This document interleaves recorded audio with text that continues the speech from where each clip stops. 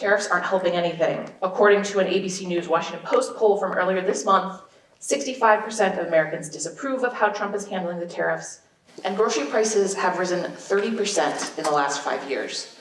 So voters are feeling the pinch, hence the pop. Clare Malone är prisbelönt politikreporter på The New Yorker och hon har följt Donald Trump och hans supportrar i Maga-rörelsen under lång tid. EFN träffade henne då nyligen besökte Köpenhamn och Danske Banks vinterkonferens. I think the big news out of the US is Marjorie Taylor Greene, once a very fierce supporter of Donald Trump, making a very public resignation from Congress after a long feud with Trump over the Epstein files. I think Marjorie Taylor Greene had a lot of other issues with Trump over the past year or so.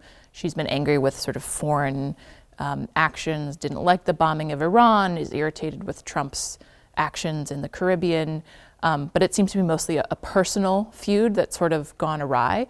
And what we're really seeing, I think, is she's the first public vocalization of something that's been happening behind the scenes, which is a lot of MAGA Republicans, particularly those in Congress, are frustrated with the amount of control that Trump has exerted over the entire party, over Congress itself, even while I think he's had a really unpopular run with the public. Frågan nu är om sprickan i Magarörelsen redan nu riskerar att göra Trump till en så kallad lame duck som inte får igenom sin politik.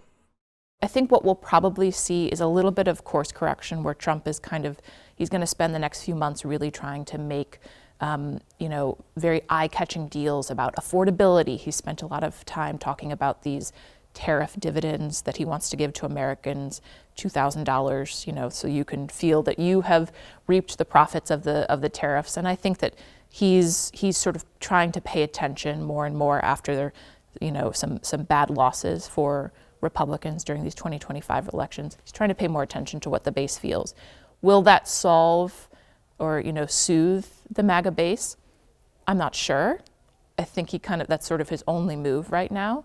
But otherwise, I think you'll see some of these figures like Marjorie Taylor Greene or even other Republicans maybe starting to speak up a little bit more.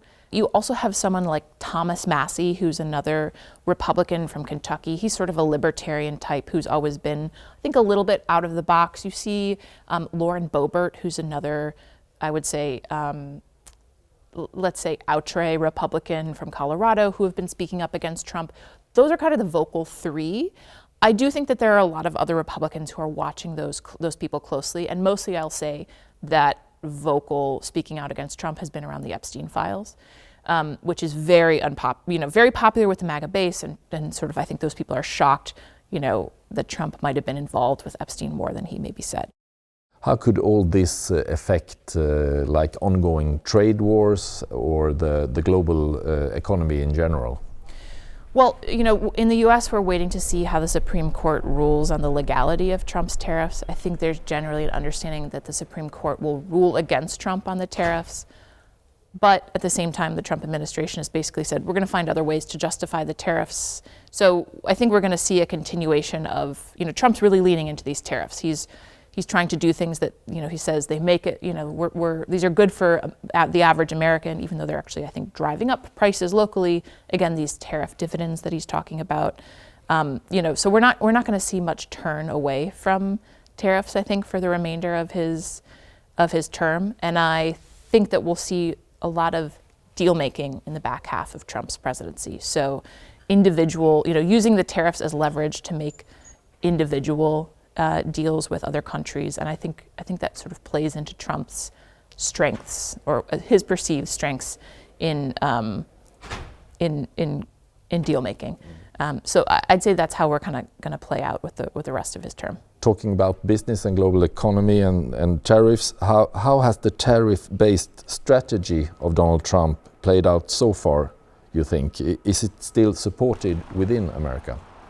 A majority of Americans say they do not like the tariffs, that they're affecting their households' income stability. Now, if you break it down a little bit by party, you'll see Republicans saying, no, it's not affecting my cost of income, or no, my family isn't feeling the effects. But I think the last poll I saw was something like 55% of Americans say that the tariffs are directly affecting their family's finances.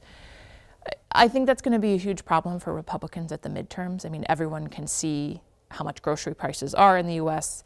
Everyone can see, it's Christmas shopping season in the U.S. People are going to be seeing, how much more expensive goods are. If many of us were used to buying things on Amazon, there are going to be slightly higher, costs associated with that. So I really think that Trump and the Republicans, Trump's heart is in the tariffs, but I think for a lot of congressional Republicans, their hearts aren't in them. And it would be interesting for me to see how perhaps this, these forces within MAGA that are sort of rebelling against Trump a little bit, I wonder if they'll sort of start to bring up tariffs as, well, maybe we did something a bit wrong here. That's, I think, something that could be sort of an unpredictable, offshoot of this MAGA fight is maybe turning the tariffs a little bit on their head. But there are, of course, real reasons why Trump would remain fixated on Greenland as he hits the back half of his presidency and becomes obsessed with legacy even more. Greater access to rare earth minerals